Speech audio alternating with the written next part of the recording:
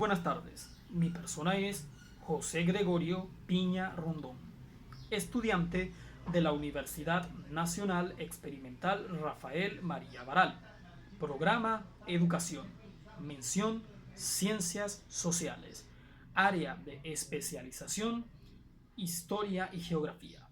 El día de hoy daré cumplimiento a la evaluación correspondiente a la unidad número 1 del Plan Programático de Contenidos y Evaluación de la asignatura Geohistoria del Riesgo en la Cultura Global. Profesor encargado, Magíster Joseph Linares. Sin más preámbulo, daré comienzo a esta ponencia. La temática a abordar en esta oportunidad son los desastres y catástrofes naturales desde una perspectiva cultural. Desde el comienzo de los tiempos, la suerte de la humanidad ha estado ligada al ambiente en el que habita y los fenómenos que en él acontecen, influyendo determinantemente su desarrollo como especie, en algunas ocasiones impulsándolo, en otras sofrenándolo, y en no pocas oportunidades suprimiendo su presencia en medio de episodios catastróficos que han demostrado a la humanidad su vulnerabilidad frente al poder destructivo de la naturaleza.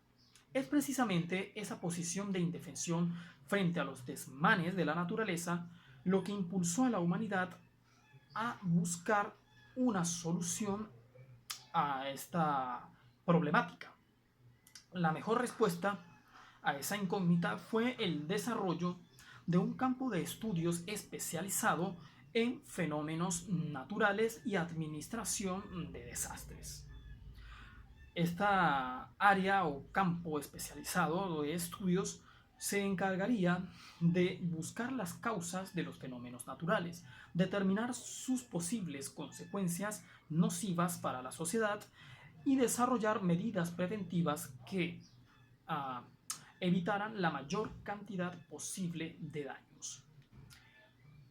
Dentro de este campo de estudios, es importante acotar, se desarrolló un lenguaje o argot especial que hace referencia pues a distintas circunstancias de interacción entre los fenómenos naturales y la sociedad humana.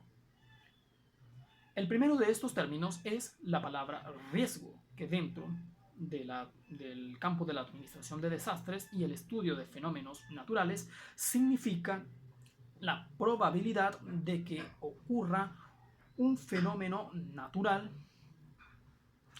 que afecte la cotidianidad de la sociedad. En contraparte a este término tenemos la palabra peligro, que si bien son vinculados y en algunas ocasiones usados como sinónimos, dentro de este campo de estudios específico no significa lo mismo, pues el peligro es los daños que podría generar el fenómeno natural en sí, mientras que el riesgo es la probabilidad de que éste ocurra. Aparte de estos dos términos, se manejan también las palabras o vocablos desastre y catástrofe, que también, al igual que los otros dos, son empleados como sinónimos, pero no significan lo mismo, por lo menos dentro del argot que maneja este campo de estudios. La catástrofe es definida como la concreción del fenómeno natural pronosticado, es decir, la acción de los efectos del fenómeno natural en la sociedad, mientras que el desastre es la maximización de esos efectos a tal punto que se hagan insoportables para la administración pública local. Un ejemplo que puede figurar mejor el significado de este término es el terremoto que ocurrió en Haití. Los desastres, o mejor dicho, los efectos adversos que produjo ese terremoto no pudieron ser atendidos por el gobierno local, lo cual obligó al Estado haitiano a buscar apoyo en organizaciones internacionales como la ONU o la Cruz Roja Internacional para poder asistir pues la emergencia humanitaria que se presentaba después de aquel terremoto. Punto importante a destacar sobre lo anteriormente dicho es que todos estos términos desarrollados por el hombre fueron creados en base a una concepción utilitarista, es decir, en función de los intereses que pueden verse afectados por fenómenos naturales. O dicho de otra forma,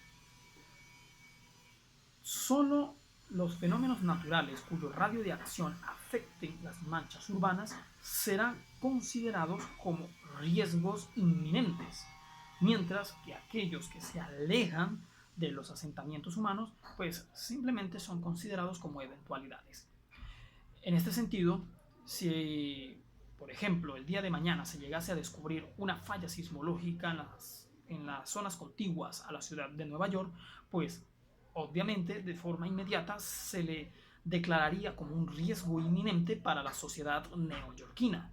Pero si por el contrario esta falla no se hallara en Nueva York sino en la isla de Pascua, pues simplemente se ignoraría, y si pasara algo, un movimiento telúrico, pues sería considerado como una simple eventualidad natural sin consecuencias para la humanidad, porque ya sabemos que la isla de Pascua es uno de los lugares más apartados de tierra firme y es pues totalmente deshabitado.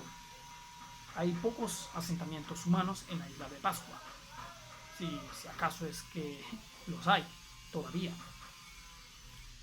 Bueno, cerrando este tópico y dirigiendo la atención un poco más a la religiosidad y las catástrofes naturales, pues encontraremos que estos dos en su momento pues formaron una aleación ideológica llamada misticismo, una corriente de pensamiento a la que se circunscribió parte de la humanidad, pues era la única forma de dar explicación a los fenómenos naturales que ocurrían en el entorno en el que habitaban nuestros ancestros.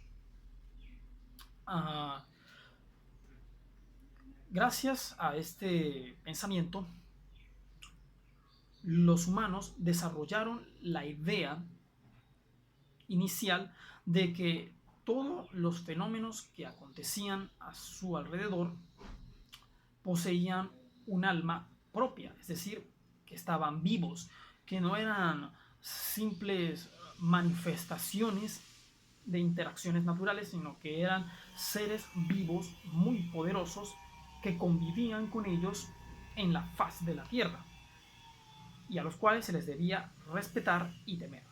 Posteriormente, ese pensamiento fue evolucionando hasta convertirse en deificación, es decir, ya no eran vistos como simples seres vivos, sino como seres superiores a los cuales la humanidad debía someterse para evitar que desencadenaran su furia sobre ellos. Este pensamiento mágico, podríamos llamarlo así, se mantuvo por mucho tiempo y aún hoy día pues existen tribus que siguen manteniendo esta forma de pensar, o sea, creen en realidad que los fenómenos naturales son o bien manifestaciones de los seres supremos o seres divinos en sí. Eso es muy importante mencionar, que en algunas sociedades los fenómenos naturales eran considerados como manifestaciones de los seres superiores, que bien podrían interpretarse como castigos o demostraciones de poder. Pero en otras civilizaciones antiguas, estos fenómenos eran personificados, es decir, se los convertía en dioses con autonomía y poder sobre elementos específicos, como por ejemplo a Zeus, el dios más importante del panteón griego, era la representación de las tormentas eléctricas, más específicamente del rayo. O también tenemos el ejemplo de la diosa aborigen venezolana Huaychía, también llamada Urimare, o conocida popularmente como María Lionza. Ella es la representación de las lluvias y los afluentes fluviales. El pensamiento místico que, bueno, perduró durante toda la antigüedad, fue quedando proscripto poco a poco a medida de que se fue desarrollando la ciencia y también con el avance del dominio de la cristiandad, que empezó a considerar como paganismo a todas estas creencias, pues el cristianismo sostenía que todas esas manifestaciones naturales pues provenían de un solo Dios, que era pues Jehová o Yahvé, bueno, como se le quiera denominar. Para cerrar esta ponencia tenemos el tópico de las epidemias y las guerras como factores de riesgo. Si bien las guerras y las epidemias no son catástrofes de origen natural, sí se les puede considerar como factores de riesgo que amenazan la supervivencia de nuestra especie por su alta capacidad destructiva. Y es que, si revisamos la historia, la conjugación de estos dos elementos han configurado nuevas realidades, han torcido el rumbo del destino de la humanidad más de una vez y ha pues determinado el desenlace de hechos históricos que, de no haber aparecido como elemento, no hubieran terminado de la forma en la que lo hicieron. Bueno, empecemos con las epidemias. Las epidemias, grosso modo, podrían definirse como todas aquellas enfermedades características por su alta tasa de mortalidad y transmisibilidad, que es muy superior a cualquier otra enfermedad. Las epidemias pues han jugado un rol a veces fundamental en ciertos hechos históricos. Ejemplo de ello es la guerra del Peloponeso. Fue un conflicto bélico que enfrentó a la polis de Esparta contra la polis de Atenas. En aquel contexto, pues la guerra la iba encabezando Atenas y su liga de Delos, y Esparta, acompañado por la liga del Peloponeso, pues iban perdiendo y acumulando varios fracasos. Pero hubo un punto de inflexión en aquel conflicto y fue la aparición de una extraña enfermedad en el seno de la civilización ateniense. Una enfermedad que más adelante fue llamada como la peste ateniense, que rápidamente se propagó por toda la polis y, bueno, afectó la salud de todos los ciudadanos, incluso de los contingentes de soldados que eran enviados a las batallas. El gran estratega Pericles incluso sucumbió ante esa enfermedad. Era el hombre que encabezaba las operaciones militares de Atenas en la guerra del Peloponeso, falleció debido a aquella peste. Y bueno, pues gracias a eso Esparta remontó en el conflicto y pudo someter a Atenas, algo que a lo mejor pues no hubiera sucedido. No es por ser ucrónico ni nada por el estilo, pero pues, se hubiera dado un resultado distinto si la enfermedad de la peste ateniense no hubiera aparecido en aquel contexto. Ahora bien, la guerra. La guerra, conflicto bélico, pues, es el punto cenit de las tensiones y la lucha de intereses entre los seres humanos. Es, pues, el método de resolución de diferencias más añejo que existe en la historia.